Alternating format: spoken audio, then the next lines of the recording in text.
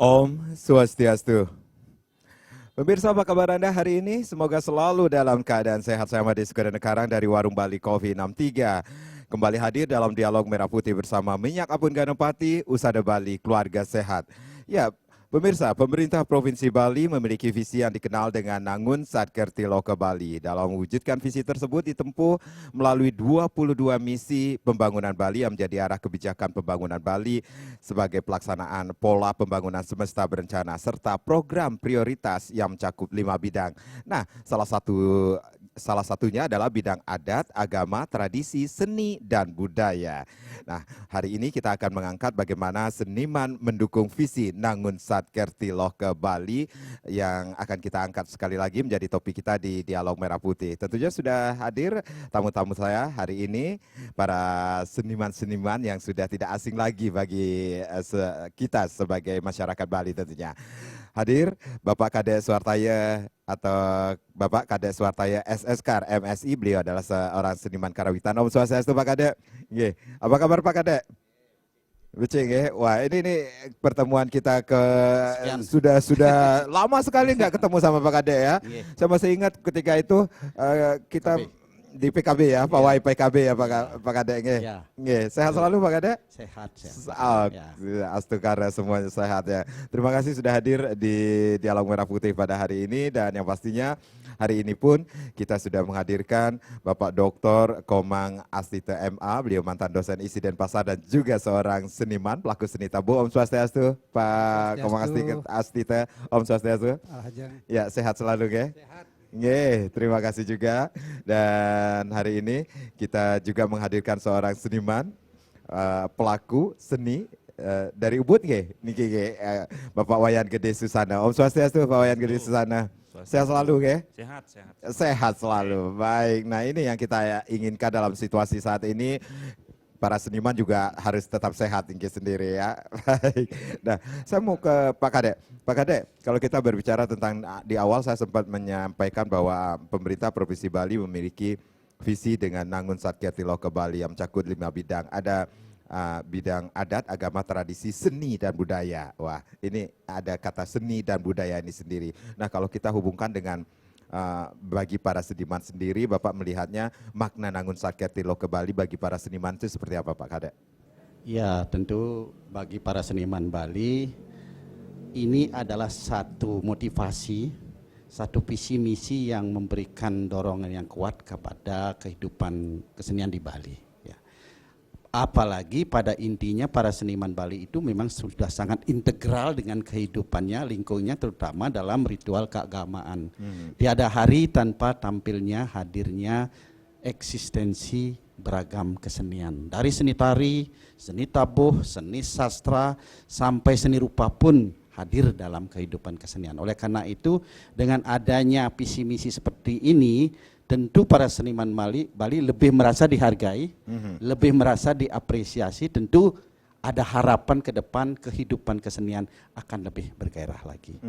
Ya. Ada harapan seperti harapan, itu Pak Kadek. Harapan itu besar karena ada penaungan, ada apresiasi, ada pengayoman. Memang sejak dari dulu ada, tapi ini lebih konkret. Ya, mudah-mudahan hal-hal yang seperti ini akan terus bergema dan terus menjadi perhatian pemerintah terhadap kehidupan kesenian, khususnya para seniman kita di Pulau Bali ini. Jadi dari dulu juga sudah ada penghargaan seperti itu, tetapi lebih ditekankan lagi. Ini ada penaungan lagi seperti itu. Lebih khusus. Lebih khususnya. Kalau dulu lebih umum misalnya disediakan naungan, wadah, gelanggang seperti pesta kesenian Bali dalam arti Pulau Bali dari Pak katakanlah pencetus PKB Pesta Kesenian Bali Profesor Dr. Ida Bagus Mantro. Itu kan satu landasan yang kuat.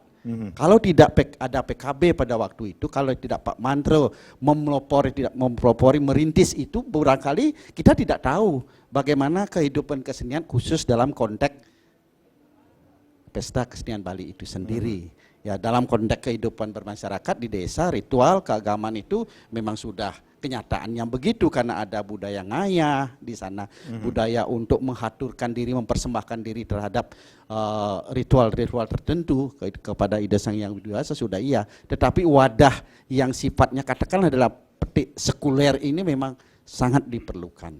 Nah, sekarang ini dengan pimpinan kita yang Pak Koster ini hal-hal yang bersifat konkret saya kira untuk memberikan dorongan kepada kita untuk tetap menaungi, tetap bereksistensi, tetap beraktivitas walaupun dalam kondisi COVID misalnya.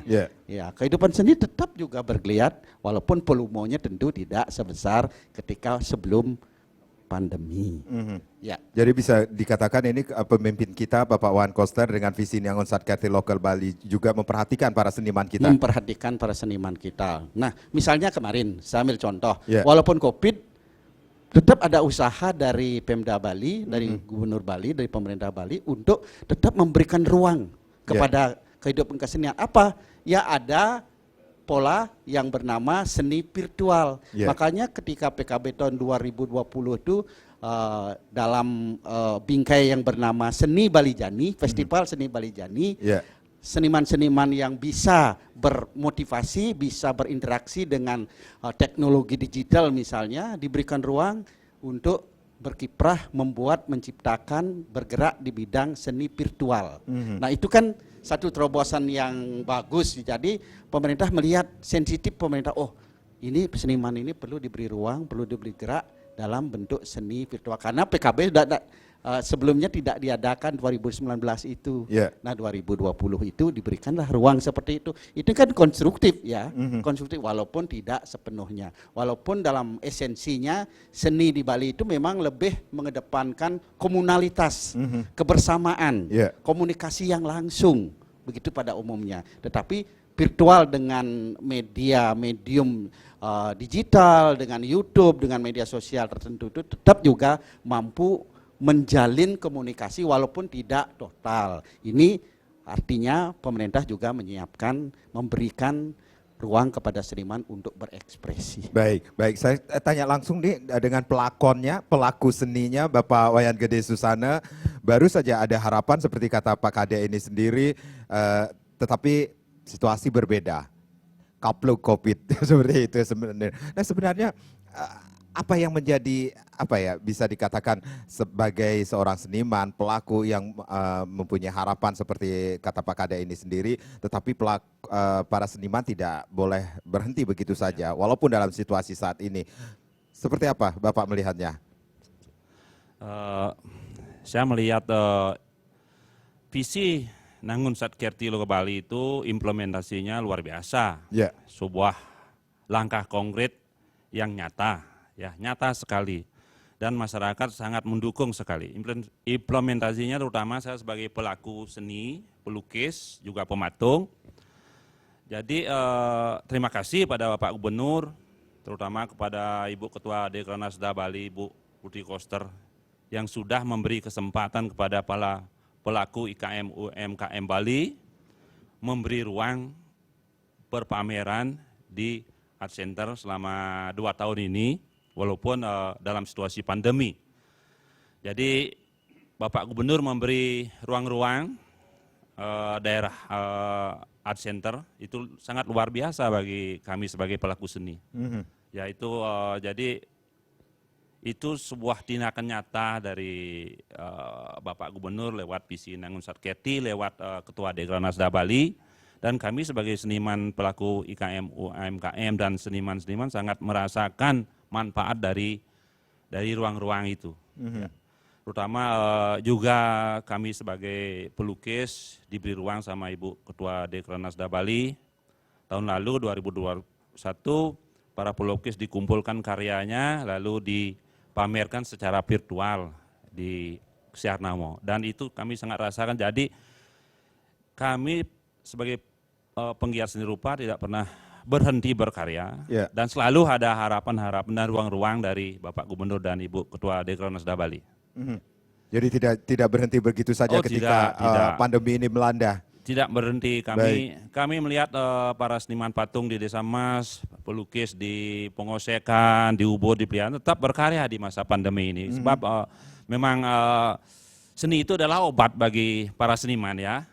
Obat seorang seniman tabuh, ya menabuh, obat seniman penari itu ya menari, kami sebagai pelukis obatnya ya melukis dan mematung. Ini yang menarik sekali. Seni adalah obat bagi para seniman, ya, walaupun dalam situasi apapun. Baik, apapun. kita rehat sejenak. Kami akan kembali. Pemirsa jangan kemana-mana. Dialog Merah Putih akan kembali sesaat lagi. Ya, terima kasih Anda yang baru saja bergabung bersama kami dalam Dialog Merah Putih pada hari ini. Bagaimana seniman mendukung visi Nangun Satkerti Loko Bali. Saya ke Pak Komang Astita nih, Pak Komang Astita. Seperti kata Pak Wayan Gede Susana tadi, seni adalah obat bagi para seniman. Kita mengetahui pemerintah Provinsi Bali tidak berhenti begitu saja ketika pandemi ini melanda. Banyak hal-hal atau sebutkanlah event-event yang diselenggarakan walaupun perubahannya sangat signifikan ya. Secara virtual seperti itu. Sebutlah Bulan Bahasa Bali, kemudian Pesta Kesenian Bali yang sempat tertunda divirtualkan kembali atau dilaksanakan kembali, Festival Seni Bali Jani, kemudian Digifest yang baru saja sukses penyelenggaraannya. Nah, ini menunjukkan kepedulian pemerintah Provinsi Bali kah terhadap para seniman kita, khususnya seniman Bali. Bapak melihatnya? Ya, betul. Om Swastiastu. Kalau kita melihat kepada suasana ya, suasana 2 tahun yang belakangan ini, jadi merupakan suatu suasana yang cukup prihatin sesungguhnya. Tetapi walaupun demikian seperti apa yang disampaikan oleh rekan saya, baik itu Pak Kadek maupun Pak Wayan, bahwasanya seniman itu tidak pernah berhenti. Ya. Seniman itu ada rangsangan untuk selalu berkarya.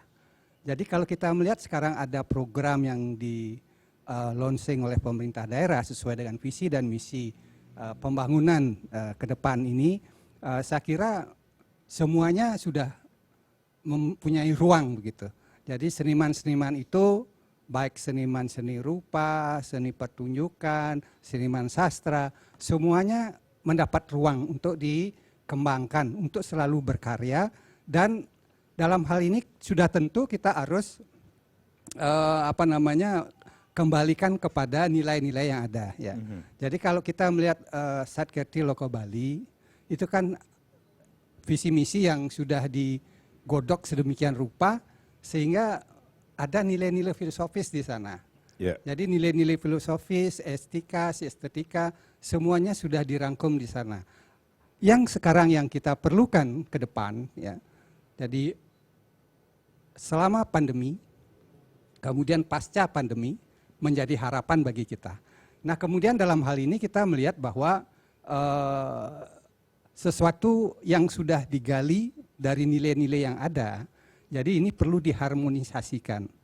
Jadi yang saya maksud adalah bagaimana nilai-nilai Trihita Karana misalnya, itu tetap menjadi landasan kita di dalam melakukan swadharma kita sebagai seniman. Kemudian bagaimana kita harus mensosialisasikan karya-karya kita walaupun dalam suasana pandemi. Tapi dalam hal ini kita melihat bahwa pandemi ini dibalik keprihatinan kita, sebenarnya ada dampak positifnya juga. Yeah. Jadi kita bisa dampak positif yang Bapak lihat seperti apa, Pak? Kita bisa berintrospeksi. Baik. Jadi baik kita untuk lebih merenung kepada diri, kemudian merenung kepada karya-karya, penciptaan karya. Jadi ini merupakan suatu momen yang sesungguhnya mungkin sudah digariskan oleh beliau yang di atas begitu. Jadi kalau kita lihat ini sebagaimana yang dikatakan tadi, ini adalah obatnya. Jadi obat bagi kita, bagi masyarakat juga, dan dalam hal ini harus ada tetap komunikasi ya. Bagaimana kita menggali karya-karya baru, kemudian mensosialisasikan kepada masyarakat, mengkomunikasikan kepada masyarakat. Disinilah letaknya bagaimana kita memberikan ruang itu. Ini sudah dilakukan oleh pemerintah. Jadi dengan program Satkerti Loko Bali yang kemudian merupakan implementasi dari penerjemahan dari Undang-Undang Pemajuan Kebudayaan nomor 5 tahun 2017 ya.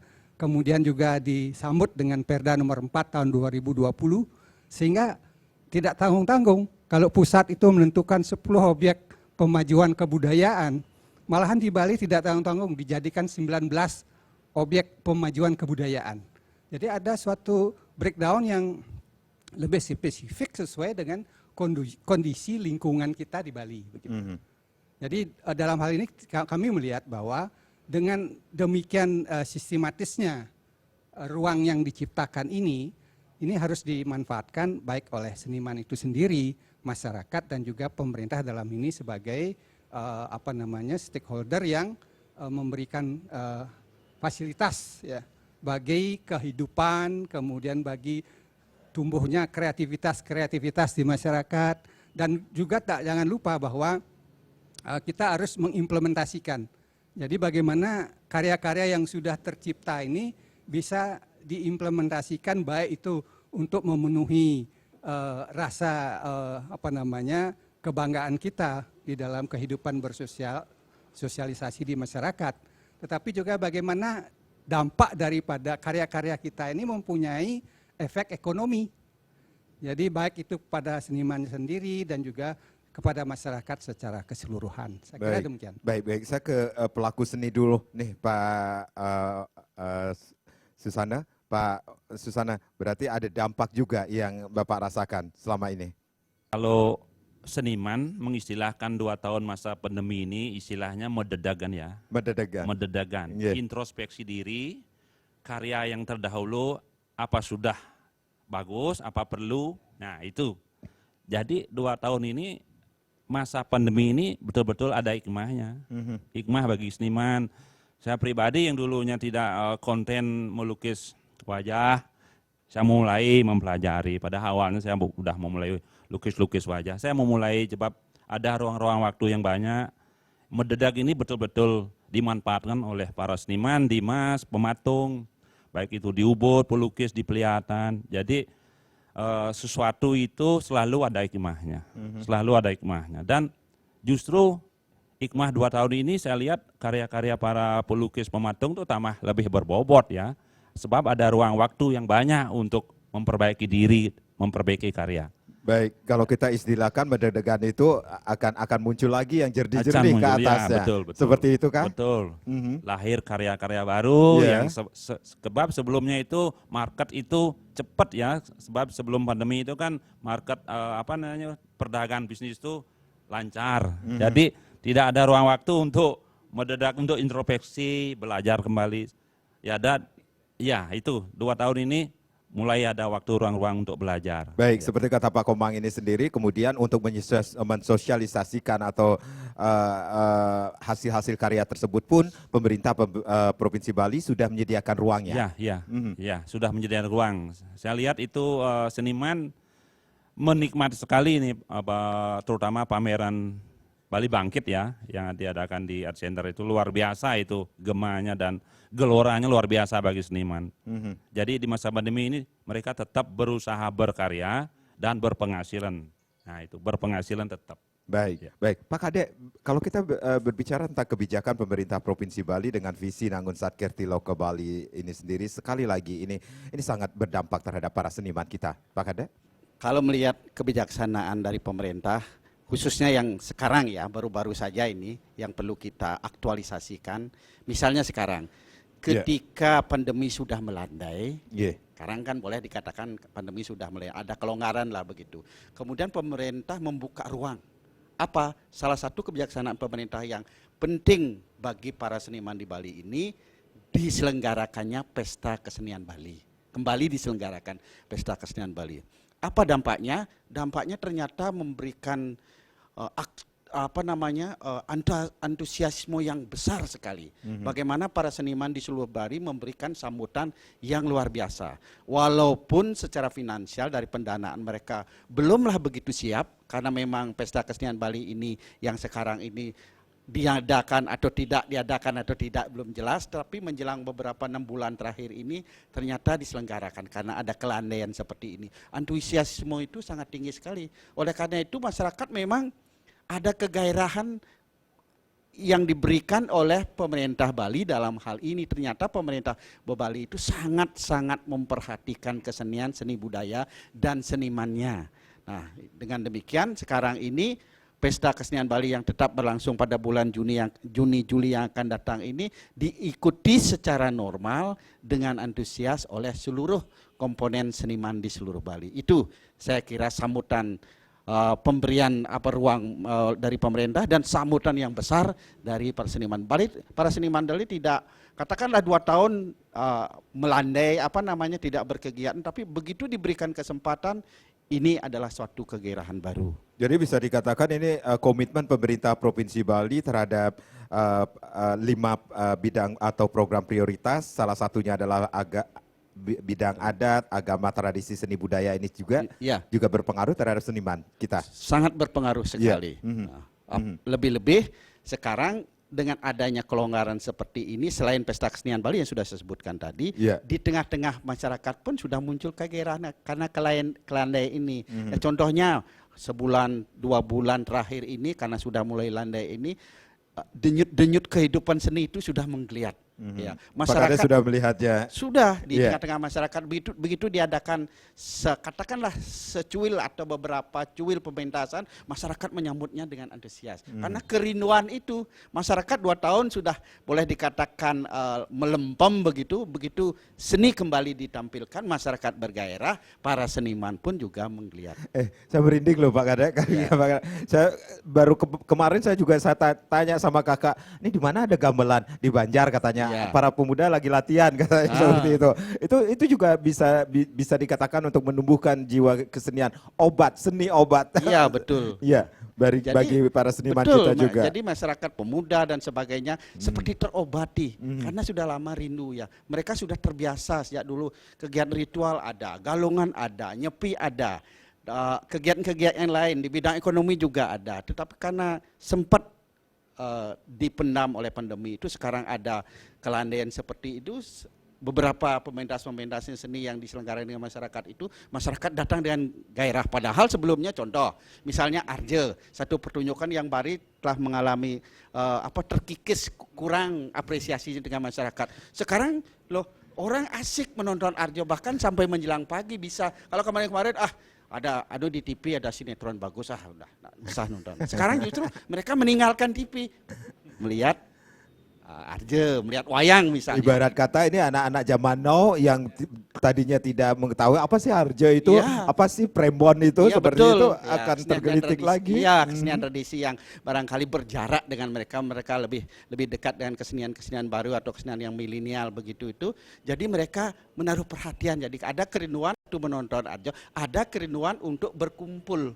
Ada bertemu, bersua, itu sangat luar biasa sekali, berdampak sekali terhadap kehidupan seni budaya di tengah-tengah masyarakat. Tapi dengan catatan tetap menerapkan protokol kesehatan, itu seperti itu. Seperti PKB ini juga tetap ada persyaratan seperti itu.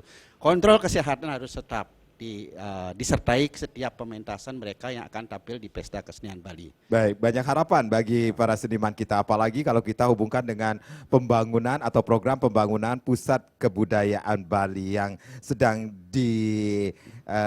dilaksanakan oleh pemerintah Provinsi Bali. Nah, kita akan bahas nanti di Dialog Merah Putih. Jangan kemana-mana, kami akan kembali sesaat lagi.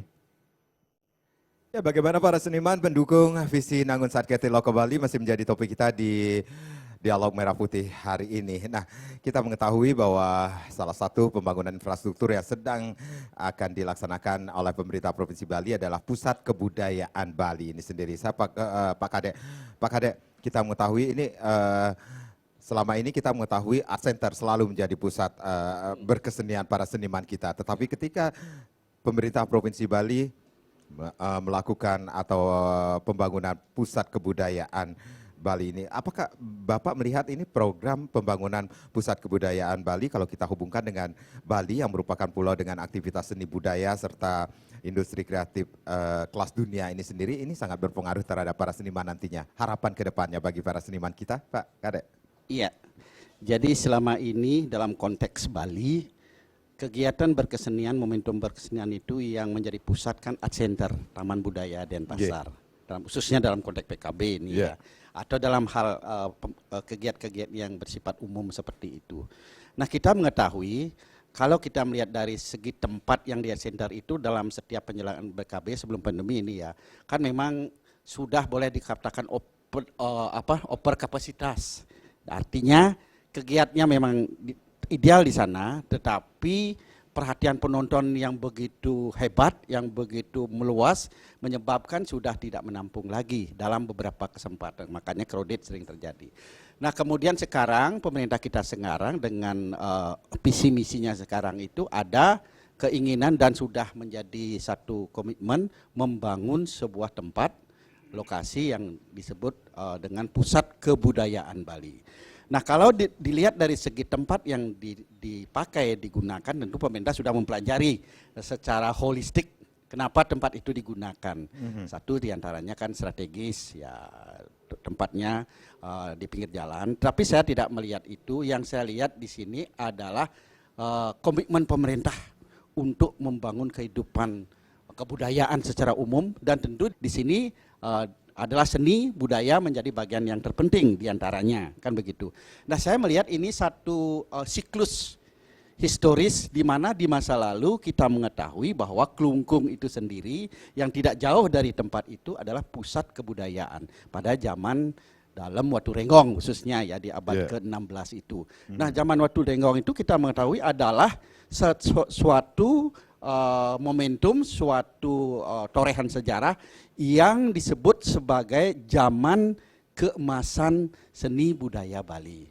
Nah, apa yang kita warisi sekarang, bentuk-bentuk kesenian, konsep-konsep berkesenian di sastra, di seni rupa, khususnya di seni pertunjukan itu adalah warisan yang dipelopori pada zaman itu yang kita warisi sekarang, seperti misalnya gamuh atau berbagai bentuk sastra-sastra tembang-tembang itu ada pada waktu itu. Nah, oleh karena itu apa yang dilakukan sekarang dengan didirikannya pusat kebudayaan di sana ini tentu lebih akan memberikan prospek yang lebih luas, yang lebih cemerlang, dan mungkin kalau dengan bahasa bombastis itu akan menggemilangkan kesenian seni budaya Bali di masa depan. Saya kira itu. Baik, saya ke Pak Komang. Berarti ini bisa dikatakan Astungkara ini berjalan dengan lancar nih, pusat kebudayaan Bali ini sendiri.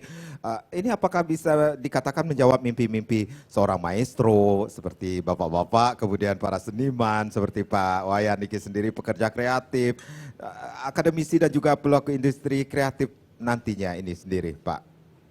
Ini mimpi-mimpi yang sudah lama juga diharapkan para seniman kita. Astungkara kita harapkan semuanya akan bisa berjalan dengan baik sesuai dengan harapan. Ya.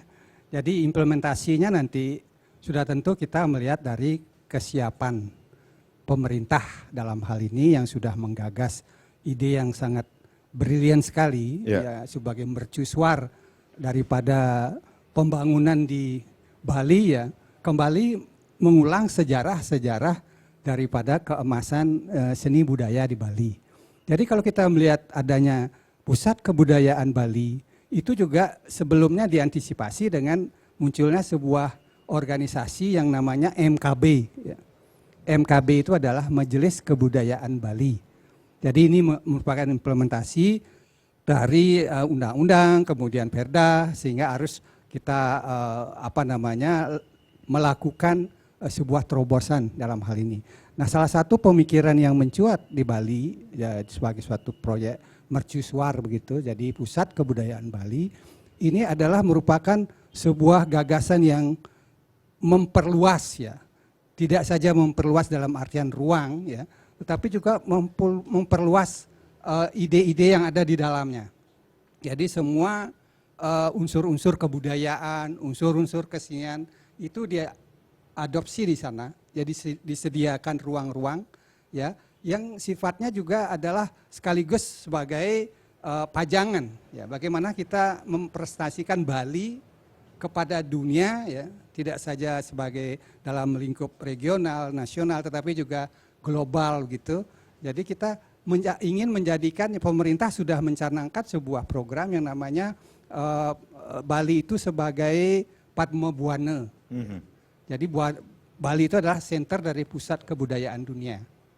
Jadi untuk mendukung itu, saya kira secara infrastruktur itu perlu ada yang namanya bangunan, kemudian ada situs-situs di sana yang memberikan ruang kepada seluruh aspek budaya peradaban Bali. Jadi dalam hal ini kami melihat, kalau dilihat dari pola yang diterapkan oleh pemerintah, ke depan ini akan menjadi permukaan atau ruang depan daripada Bali ke depan gitu. Jadi kalau kita simak lagi di dalam pusat kebudayaan itu, yang mengambil pusat di kebudayaan itu di Klungkung ya, itu sesuai dengan sejarahnya. Kemudian kalau kita melihat dari mitigasinya juga sudah dipikirkan bagaimana aliran Sukadunda itu supaya bisa aman ke depan ya, karena itu merupakan jalur kalau Gunung Agung meletus pasti akan melalui wilayah itu. Jadi ini sudah dipikirkan betul sehingga kedepannya itu kita melakukan aktivitas sosial budaya di sana terjamin keamanannya. Begitu. Nah, kemudian daripada apa yang kita bisa lihat di sana, apa yang kita presentasikan di sana, ini kita harapkan berdampak secara ekonomis. Nah ini yang perlu, jadi untuk menunjang ekonomi kreatif seperti harapan kita semua itu yang sudah menjadi canangan pemerintah pusat juga, ya ini adalah suatu ruang yang bisa mengantisipasi perkembangan ke depan. Jadi ke depan itu pasti ruangnya adalah satu, dia harus digital, ya. Jadi harus ada teknologi di sana. Jadi pusat kebudayaan itu harus ditunjang oleh teknologi. Jadi kebutuhan ruang untuk pengunjung, kemudian masyarakat, itu sudah dipikirkan dengan sistem digital. Jadi di sana harus ada ruang-ruang pameran, ya, ruang pameran baik itu untuk seni rupa, kemudian seni pertunjukan, semuanya diatur sedemikian rupa sebagai suatu wajah atau pemwajahan dari atau pencitraan daripada kebudayaan Bali. Baik, saya ke Pak Wayan Gede Susana, ini selaku pelaku seni niki sendiri, bisa dikatakan seniman ini sendiri dengan program pembangunan pusat kebudayaan Bali. Berarti ini para seniman kita seluruh Bali bisa dikatakan mungkin harus bersiap-siap ini. Ini ada tempat juga nih, wadah lagi yang baru lagi bagi para seniman kita untuk berkiprah. Kami para pelaku seniman salut dengan inisiatif dari Bapak Gubernur Bali, pemerintah Bali dalam pembangunan pusat kebudayaan Bali. Sebab selama ini kami para seniman, pelukis, pematung, pembuat wayang kulit memang butuh ruang-ruang untuk mempromosikan, minimal memperkenalkan karya-karya kami. Jadi biasanya galeri terkadang bukan a priori tapi agak susah masuk.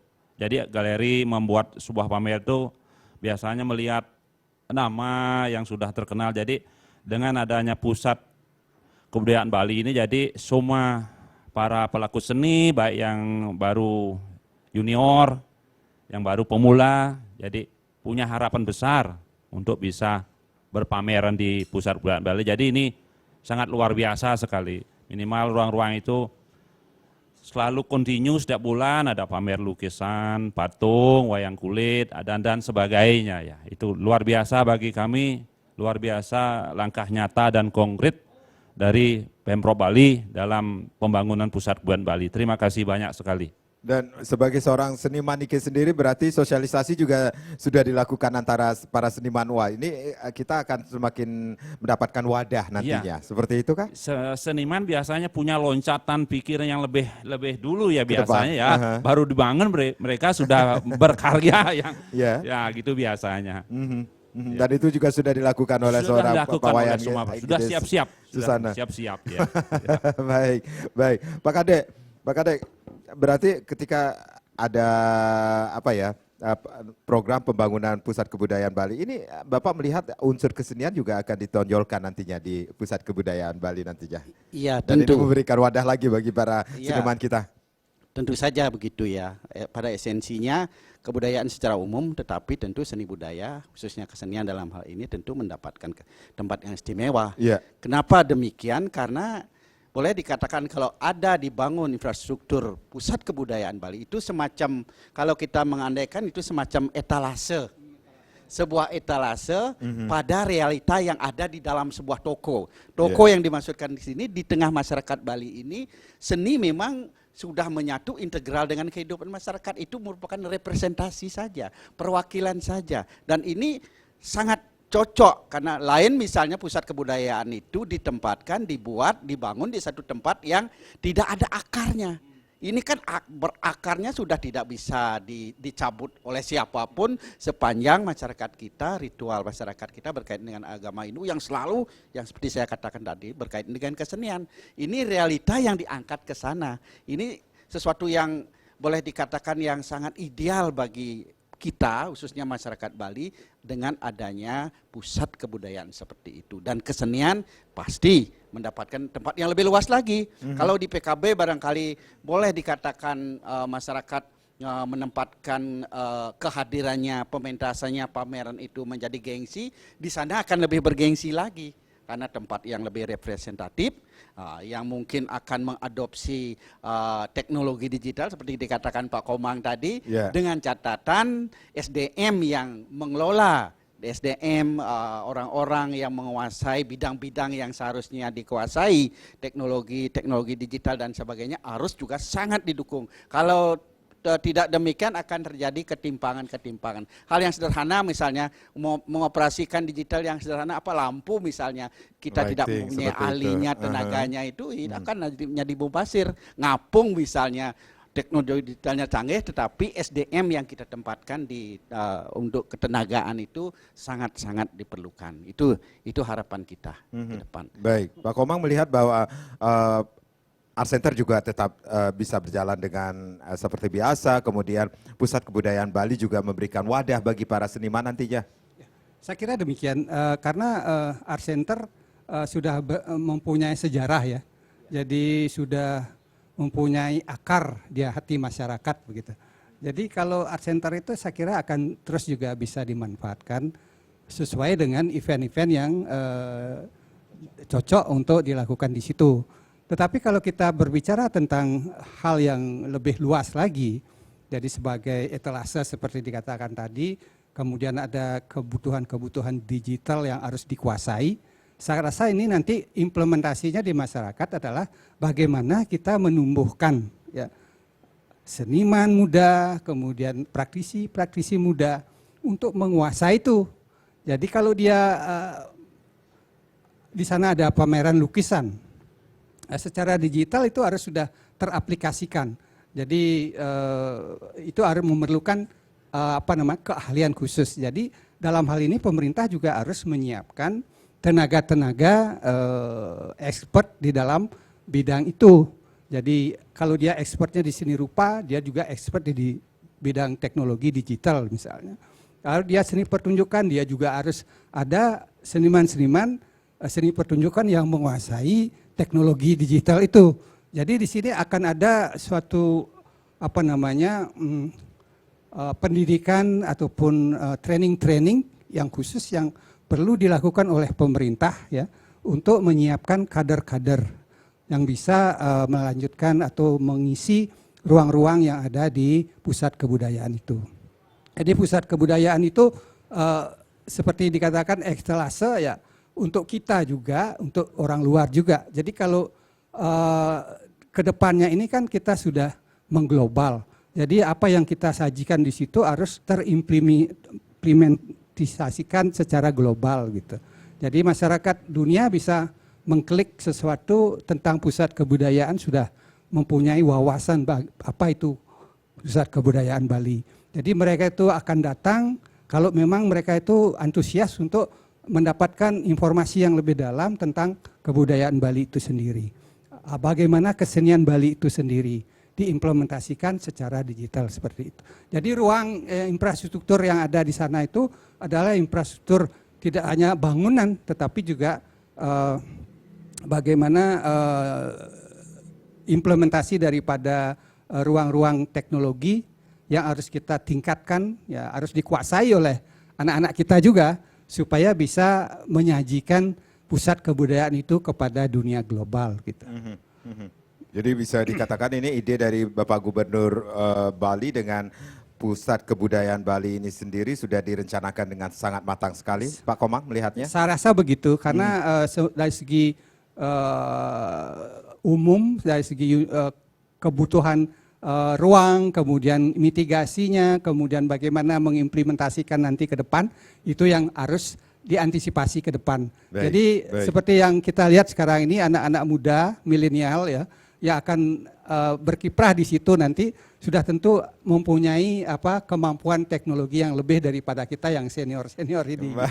Baik. Jadi mereka akan punya ruang yang lebih untuk. Seperti Pak Kade, ini SDM-nya harus dipersiapkan sejak awal. Betul, harus dipersiapkan dengan matang. Iya, kita rehat kembali. Pemirsa jangan kemana-mana, Dialog Merah Putih akan kembali. Tapi tentunya setelah yang berikut ini.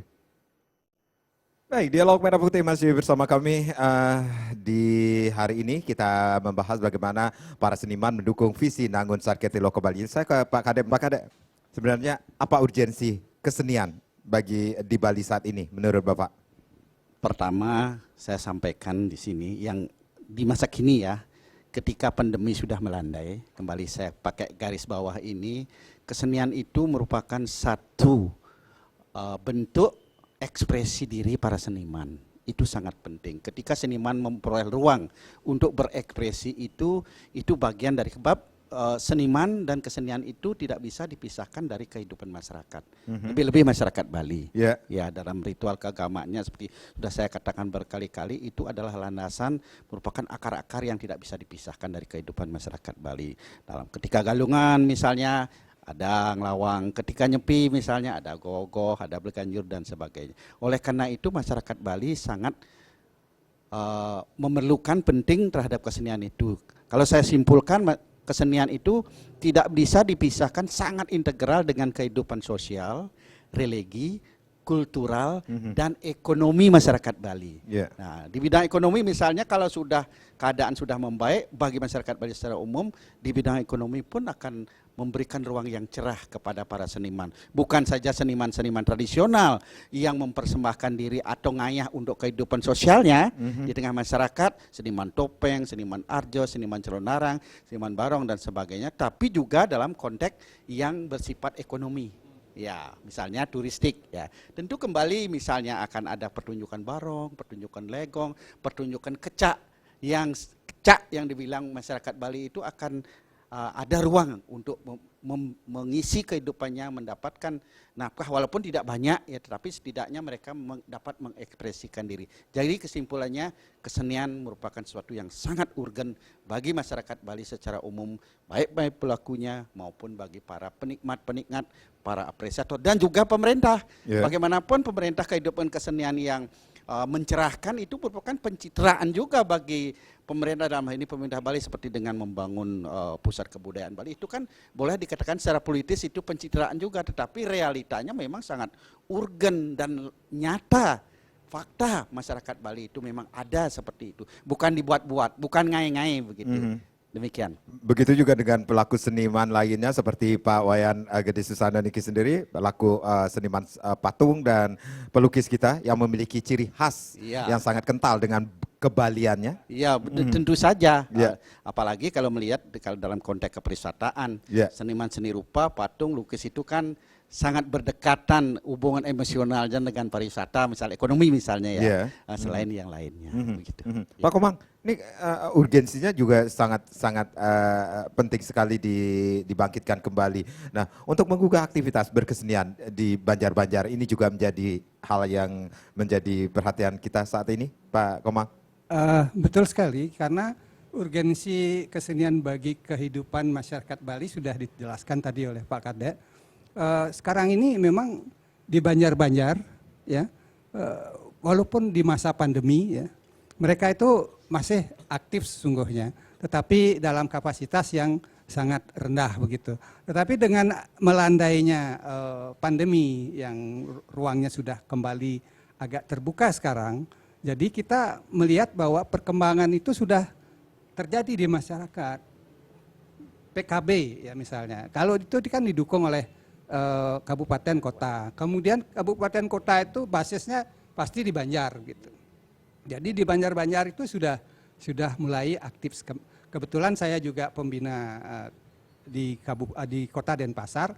Setiap malam ya itu ada kegiatan. Jadi di malam saya mengajar di Geladak misalnya untuk membangkitkan akan pentas di dalam PKB dalam program kesenian Gongkobiar legendaris begitu. Oh. Jadi kita sudah mulai. Jadi masyarakat itu antusias sekali. Jadi tidak saja di bidang seni pertunjukan, tetapi di bidang-bidang yang lain juga. Jadi prospek ke depan ya kembali kepada bagaimana urgensi kesenian bagi perkembangan seni budaya di Bali. Saya melihat sekarang desa Kalapatranya. Yeah. Jadi dalam hal ini ada masyarakat yang sudah demikian bergairah ya kembali pasca pandemi. Kita harapkan ini akan semakin mendapat ruang dan semakin mampu untuk menciptakan kreativitas baru ya. Jadi kreativitas baru ini akan menjadi ciri perkembangan daripada seni budaya khususnya kesenian pasca pandemi nanti ya. Kemudian dalam hal ini juga kita jangan lupa bahwa apapun yang kita lakukan di masyarakat, yang kita jadikan sebuah kreativitas, ini harus juga kembali nanti kepada penguatan spiritualitasnya. Gitu. Jadi kedepannya tetap kesenian itu adalah untuk masyarakat, untuk religi, untuk upacara, untuk ritual dan sebagainya. Dan ini yang harus perlu didorong. Ya, perlu didorong. Dan ya. Pemerintah Provinsi Bali sudah memberikan ruangnya. Memberikan ruang. Jadi sudah terjadi. Jadi di kabupaten kota itu sudah bergairah sebenarnya. Jadi dalam hal ini kita dorong penguatan baik itu di dalam berkreativitasnya, bagaimana kita menciptakan ruang untuk itu. Kemudian bagaimana kita mengadopsi karya-karya itu supaya juga kembali menjadi persembahan kita bersama. Jadi untuk menunjang spiritualitas. Jadi tetap menjaga spiritualitas berkesenian kita ke depan. Baik, Pak Wayan Gede Susana selaku seorang seniman pematung, kemudian pelukis ini sendiri. Berarti ada langkah konkret atau dukungan para seniman terhadap apa yang sudah dilakukan oleh pemerintah Provinsi Bali melalui visi Nangun Sarketilo ke Bali ini sendiri, Pak Wayan? Ya, luar biasa visi Nangun Sarketilo ke Bali. Kemarin kami sempat ngobrol di area Dimas, Purworeman Pule, untuk membangkitkan seni patung dan seni yang lain. Para penglingsir seni punya berkeinginan untuk mengumpulkan diri, mengumpulkan karyanya, ya, supaya nanti mungkin 2022 ini akan mengadakan pameran patung besar-besaran di Desa Mas. Baik, kalau ya. Pak Komang mengatakan ini nanti di Pesta Kesenian Bali ada karawitan legendaris, ini dilakukan oleh para penglingsir ingin minimal karya-karya mereka yang sudah rohnya seni patung itu bisa dinikmati oleh khalayak masyarakat, anak-anak gitu. Jadi mereka bisa melestarikan. Nah, nanti kira-kira akhir tahun 2022 ini saya dengar begitu, semua komponen penglingsir dan para maestro seniman patung sudah berkumpul menyatukan tekad untuk juga mensukseskan visi Nangun Sarketilo ke Bali. Ya. Baik, ini semua sudah disosialisasikan. Sudah. Pak Wayan. Sudah dikomunikasikan. Baik, sudah dikomunikasikan. Pak Kade, seperti kata Pak Komang ini sendiri dan juga Pak Kade sendiri, urgensi kesenian saat ini sangat penting sekali dilakukan. Kemudian berarti apa yang menjadi kekhawatiran seorang Pak Kade jika berkesenian ini atau kesenian ini hilang seperti itu? Ya, tentu bagaimanapun seni merupakan obat seperti dikatakan tadi ya bagi masyarakat ya. Dan bagaimanapun kesenian itu, seni itu kan universal. Di mana-manapun dalam masyarakat apapun, komunitas apapun, sejak zaman prasejarah sampai kini pun kesenian itu ada. Karena kesenian universal. Oleh karena kalau seni umpamanya tidak ada, seperti ungkapan pada umumnya para filosofis itu, bahwa dunia ini akan terasa kering. Ya, karena senilah yang bagaikan kokok ayam begitu. Begitu berkokok ayamnya itu pertanda pagi. Seni pun dapat memberikan tanda-tanda pertanda bagaimana kehidupan sekarang. Nah, ketika pandemi, seni tidak berkokok dia, ya karena dia dikungkung oleh kehidupan yang kurang menguntungkan seperti. Nah, ketika kehidupan semakin baik, makin mencerahkan secara ekonomi, seni juga menunjukkan kegairahannya, seperti sudah ditunjukkan tonggak-tonggaknya. Zaman dalam waktu Rengong misalnya, zaman Gegel di abad 16 itu menunjukkan suatu kehidupan yang sejahtera, sentosa, seni pun juga bergairah. Kemudian masuk ke kehidupan modern misalnya di zaman Pak Mandro dihidupkan itu adanya kebangkitan kebudayaan, dan sekarang setelah sekian tahun sudah hampir berapa tahun 79 itu diselenggarakan PKB, dan sekarang dengan pemerintahan sekarang itu dengan menggelar ini dengan adanya pesta kesenian seperti sekarang, juga ada dengannya pembangunan pusat kebudayaan Bali, maka seni itu akan memberikan arti penting dalam kehidupan kita sehari-hari. Baik, Pak Komang, kebudayaan, kesenian tentunya akan terus berkembang. Nah, ini wadah sudah diberikan oleh pemerintah Bali tentunya. Bagaimana caranya? Seharusnya seniman memanfaatkan, apalagi kita akan mengetahui pusat kebudayaan Bali ini akan segera dibangun ini sendiri. Jadi bagi seniman ya, baik itu seniman senior dan khususnya seniman-seniman muda ya, kalangan milenial sekarang ini sesungguhnya mempunyai prospek yang besar. Jadi dengan adanya pusat kebudayaan ke depan, ini adalah merupakan ruang yang tak terbatas sesungguhnya. Saya tidak yakin bahwa kesenian itu akan hilang di dalam kehidupan sosial masyarakat Bali. Jadi keyakinan dari seorang Bapak Komang juga para seniman kita seluruh Bali ini. Saya yakin seperti itu karena satu karena religi, karena agama, kita tetap harus berkontribusi di dalam kegiatan keagamaan. Kemudian bagi kemasyarakatan, kesenian ini sangat komunikatif ya, memberikan ruang kepada kita untuk saling menghargai, saling menikmati, dan juga bagi masyarakat secara umum, apalagi dengan perkembangan pariwisata ini, seniman dan keseniannya ini adalah pendukung utama yang bisa dijadikan modal kreatif untuk disajikan kepada para wisatawan. Jadi kalau kita melihat perkembangan di Bali, bahwasanya saya selalu optimis ya, bahwa seniman itu mempunyai ruang dan kesenian Bali itu tidak akan pernah redup.